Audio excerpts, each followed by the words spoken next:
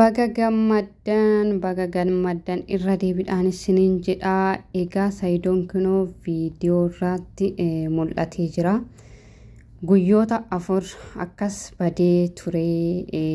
Innis immoo ayyuudhaan kawanna jedhee dhageessan hundi keessaniyyuu.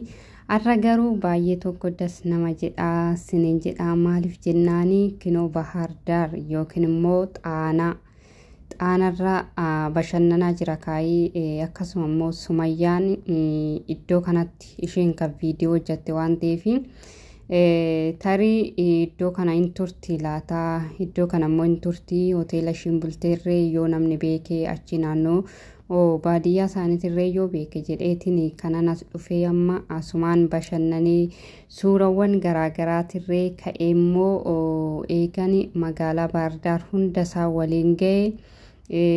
Yoon aberree yoon argadhe yoon abe immoo gara baadiyyaa deema jedheen imala koo amma Xaanaa gubbaatti bashannanaa jira jedheeti kan inni bahaara gubbaa yookiin dooniidhaan bishaan gubbaa bashannanaa jiru isiniin jedha. Kanaaf Saayidoo Rabbi si haa gargaaru. Ijoollee keetii fi haadha manaa kee nagaan wal si agarsiisu siin jedha. Maaliif jennaanii asii kottee kan deemte fi ijoollee kee arguu fi akkasuma immoo haadha manaa kee jalqabaa arguu fi waan ta'eef Rabbi wal si agarsiisu siin jedha yaa Saayidooyi. Maatii nagaatti dhaqii. Akka isaan jedhanitti fakkeenyaaf namichi daarirra taa'ee jiru kuni iddoo kana dhufuudhaaf baay'ee sodaatee as dhufee jira jedhee bilbila garaagaraa haasawaa jira jechuudha. Garuu immoo Saayidoonii hoteelota garaagaraatirree iddoo ishiin viidiyoo itti hojjattirree gaggaafadheen ture deemtee jedhanii naan jedhaniidha kan inni deebisaa jiru. Ni dhugaadha kaa Sumayyaan hoteela hin teessu hanga yoona. Maaliif jennaanii keessattuu maatii waliin kan isheen bahaara kana guyyaa isheen viidiyoo hojjattee gadi lakkiste akkasuma immoo akka gara baadiyyaa deemtudha kan isheen dubbatte. Isheen baadiyyaa jirti malee magaalaa Bahaar Daar hin jirtuun jedhaani gama kootinii. Kanaaf jennaan kaa Saayidoonis gara baadiyyaa deema. Magaalaa kana har'a amma xiqqoo waliin ga'ee jira. Borummoo iddoowwan afaanis hoteelota garaagaraas gaggaafadhee yoo ishiin hin jirtu taatee gara baadiyyaa yookiin Ayzuuzuudhaan yookiin immoo motorsaayikilii kireeffadheen deema jedheeti kan inni viidiyoo isaa gubbaatti dubbate. Kanaaf jennaanii warroonni Saayidoo maal ta'ee maaltu isa qunnamee jettanii baay'ee yaaddaa jirtan akka hin yaaddofne. Maaliif jennaanii kallattii irra jira. Amma tokko namni yoo gargaare wal arguu danda'a. Sumayyaanis immoo kaayyoo Rabbi laaffisee fi garaa laafte immoo isheen iyyuu dhufuu dandeessi bakka inni jiru kana yookiin immoo magaalaa Bahaar Daar kana baadiyyaa keessaa kaatee dhufuu dandeessi. Wanti uumamu hin beekamu. Sin garuu kadhannaa gochuu fi hin dagatinaadha. Akka Saayidoon ijoollee isaa waliin wal arguu akkasuma immoo Sumayyaa waliin wal arguu kadhannaa keessaniin irraa hin fagaatinaa. Kadhannaa godhaa fi isiniin jedha obboloota koo. Maaliif jennaanii baay'ee dhamaatii baay'ee dhamaheera. Ijoollee isaa arguudhaaf Sumayyaa arguudhaaf wanta baay'ee ta'ee jira waan ta'eef amma immoo eega garaa kutatee osoo ayyuun hin deemin jettuuni eega Bahaar Daar ga'ee booda osoo wal arganii baay'ee tokko das nama jedha.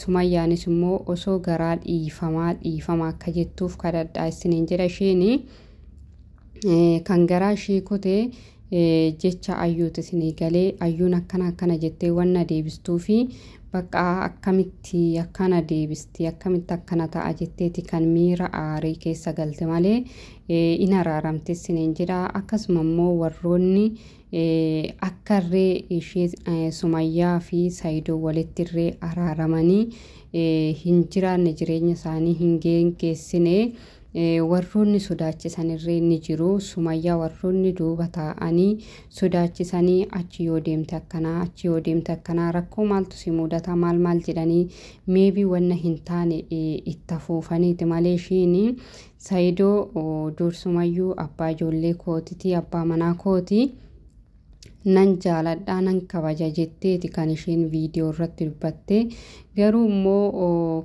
wanna hin taaneni dhiibbaa namaa akkasumas immoo dhiibbaa koomentiitirraa kan ka'e akka ishiin Bahardaar keessa kottee gara baadiyyaa isaa deemtee maatii waliin amma achi jirtu maatii ishee waliin akka jiraattu kan taasisee warra koomentii kanaafi gama biraatiin immoo qaama ishee bira jirudha jechuudha. Kanaaf jennaani rabbi siif haa laaffisu yaa Saayidoo nagaan ijoollee keetiin wal argii haadha manaa keetiin irree wal argii akkammoo wal argitanii nagaa uumtanii gara Adaamaa yookiin immoo gara Finfinnee deebitanii jiraattan abdiidhuma sinirraa eegna sinin jedha. Kanaaf jennaani hordoftoonni jaalatamtoonni maatii chaanaala kootii turtii hanga yoonaa na waliin turtanii fi guddaa galatoomaa galata guddaa na biraa qabdu sinin jedha. Kanaaf jennaani laayikii gochuu hin dagatinaadha akkasuma immoo sabiskiraayibii gochuu hin dagatinaadha sheerirree gochuu hin dagatinaa sinin jedha. Egaa hundi keessaniyyuu beektuu yeroo namaa yeroo baay'ee biizii nama godhuudha. Viidiyoo irree hojjechuun baay'ee wanta nama rakkisuudha waan ta'eef sin immoo laayikii hin sassatinaadha. Sinitti himnaa hin dhageessanii yuutubaroota kamiyyuu viidiyoo isaanii yoo argitan laayikii godhaa sinin ajjeesu maal taata sini qorichaa miti koo laayikii gochuun nama jabeessuudha malee. Kanaaf jennaan maaliif laayikii hin goone sini laayikii godhaadha warroonni immoo tokko